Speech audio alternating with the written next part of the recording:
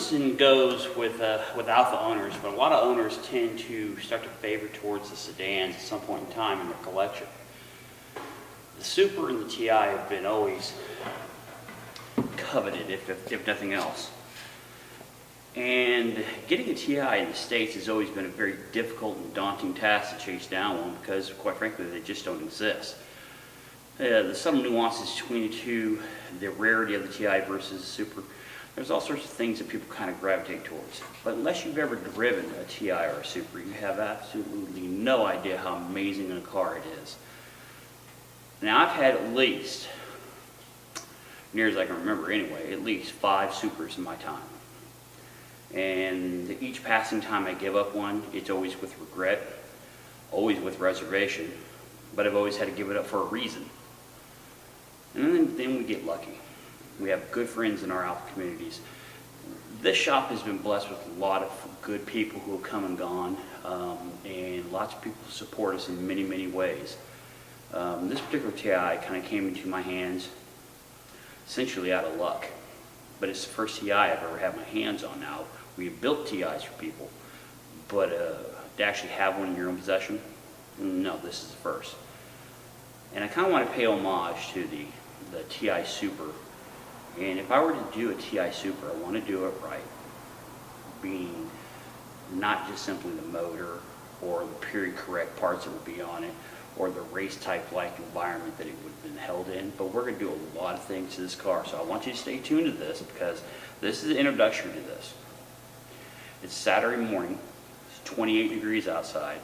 I got tired of sitting at home, so I came in to start in on this.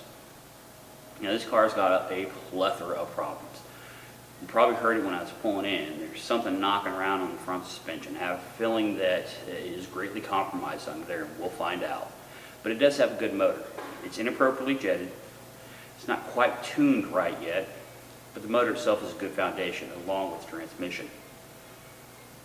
But of the things we're going to work on, we're going to get the stance on this car correct. Now all this isn't going to be done today. In fact, very little is going to be done today. But this is just an introductory to a very long, long way for me to be able to get to building a project I've always wanted to do. Now I'm not going to fool anybody by building a racer wannabe. This will be a car that will be race prepped because it will be tracked. But also it's going to be street environment, so it's going to be dual purpose. Now I'm going to stay away from some of the modern suspension components because quite frankly a lot of them don't hold up on street environments. So we're going to be a little bit savvy about what we choose to put on this, but mostly, more importantly, we're going to stick with period correct stuff, meaning the ignition system, everything about this is going to be the way you would have found it if you were to have found one of these back in the day. I'm going to stay away from the temptation of making things better. I'm even going to stay away from using our own exhaust header because it's proven to be the best out there, but it wouldn't have been invented by the time this came out. So we do have a couple of real unused GTA headers.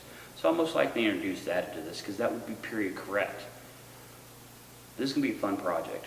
We're going to do some, we're going to kind of keep the color of the original. I'm not going to respray the whole car.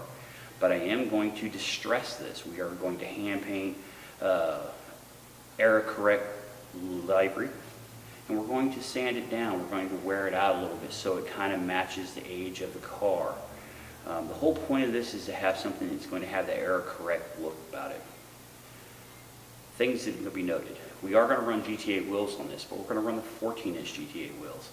There's nothing good about that in comparison to what you get as far as compound and the availability of good tire selections of the 15-inch, but the 14-inch would have been period correct if you were to have them on this at all. I'm not going to use the TI wheels that often were used on this, so we've got lots of little things we're doing about this. It's going to be a bumper delete system, but we are going to do a lot of little neat things that could be argued are period correct, but effectively what you're going to see when this car is done is something that's going to maintain this color. Stuff that wouldn't have been around in 1967 will not be on this car. But we are going to do the nice distress racing paint job on it. We're going to do everything that would have been appropriate. We're going to have TI Super seats in this. We're going to do raw, rough leather seating surfaces. I know that's not era correct, but what it does is it gives it that vintage distressed look that will also have a long durability factor. There are going to be lots of little things about this that are going to be very cool, so you probably want to stay tuned to this.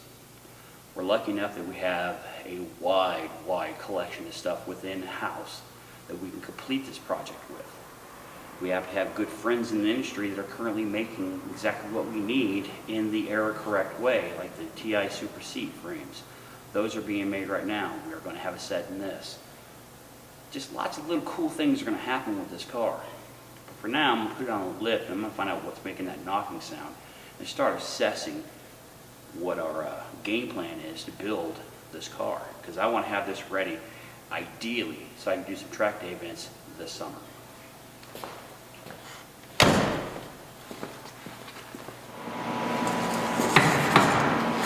You hear that? Something is giving the ghost up underneath this car. I'm feeling the suspension is about to break away. Good thing we're taking it off the road.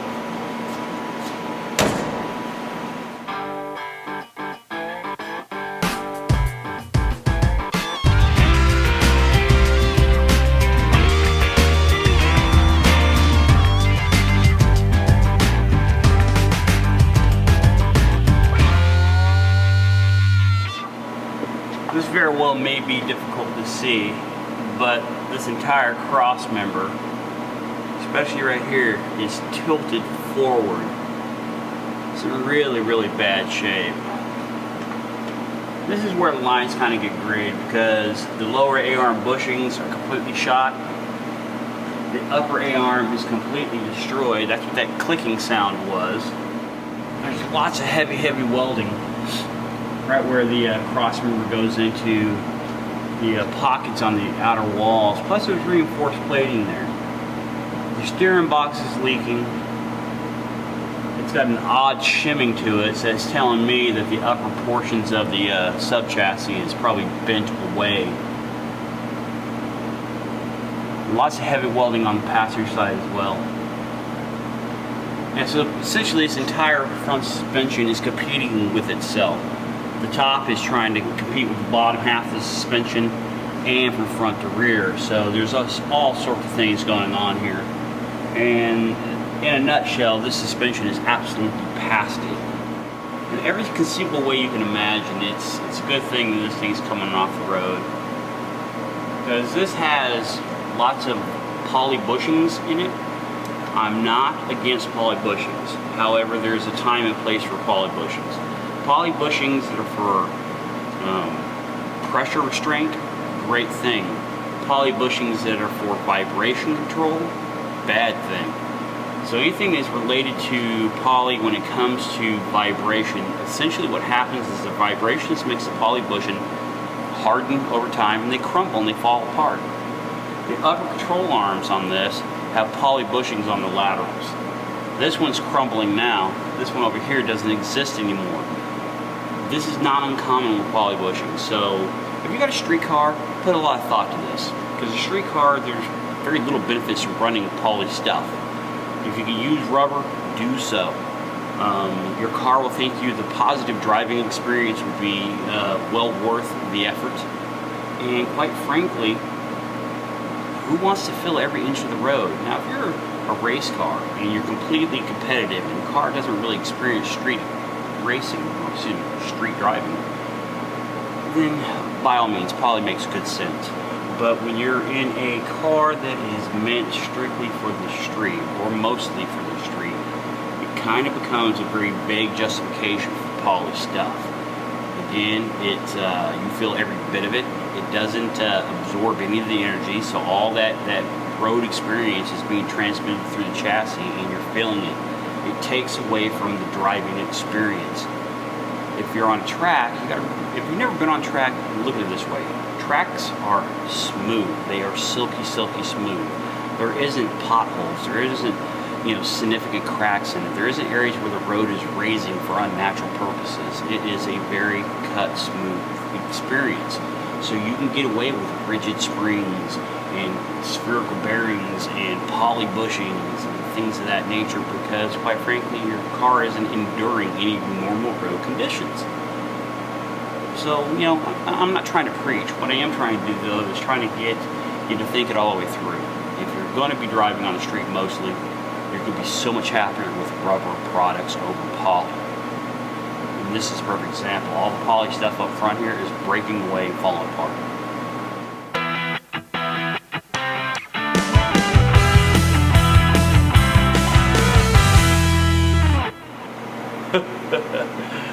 The entire front end and bottom of this car is nothing but body filler. Can you see this? It is 3/8, maybe upwards of ½ an inch thick of body filler. Obviously we can't have that. So we'll be cutting out the entire front and lower portion of this. It's quite clear what has happened to this car. It was obviously some kind of significant front end impact. It was fairly low because it absolutely destroyed the cross member. And the cross member wasn't replaced. It was crushed, it's pushed up, the front end is towed in like this right now, and the top is pushed out. This sounds probably really tragic or absolutely devastating, but it's in our wheelhouse. We can totally take care of this. Now, remember I said I didn't want to gray the lines, and I'm going to try to keep this very period correct. However, this is a 2-bolt cross member, and if you don't know what that's about, the 2-bolt cross member is literally 2 bolts that hold the lower dog bones onto the cross member. When the cars started to become a problem with the cross members breaking away, there was actually notification that if you changed out the cross member at the dealership, you had to go to a 4-bolt cross member. The 4-bolt cross member distributes that energy much better than the 2-bolt cross member. And it takes a lot of the lateral stress out of the chassis. So, I'm not putting a 2-bolt cross member back in. This one's got to come out. Why would I put an inferior product back in, right? So I can make the argument, although I'm only arguing with myself, I can make the argument for a 2-bolt being tossed and a 4-bolt going in. I got tons of donor cars out back. So I can put in a 4-bolt cross member with a 2-liter suspension setup in the front, and I will get lots of gains. And technically it's not arguable because this car was in an accident. Why would I put an inferior product in if I have the opportunity to upgrade and still stay within, very loosely quoted, within, you know, the period?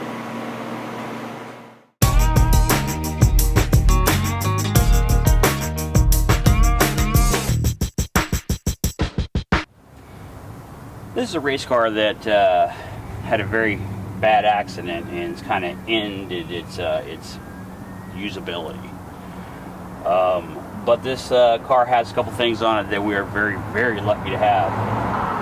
It has a clean, unbent 4-bolt cross member. 4-bolt cross member is essentially the fact that you got 4 bolts holding the dog bone in. This also has a 69 pedal box in it. We're going to use that too. The 69 pedal box in US cars is kind of coveted. There's very few of them out there. More importantly, in order for you to get one, it has to come from a car that has met its demise.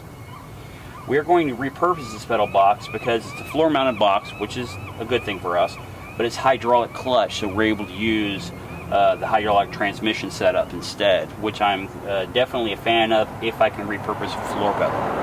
And this is a real easy way of using a hydraulic system, Alfa parts no less, that bolt right in.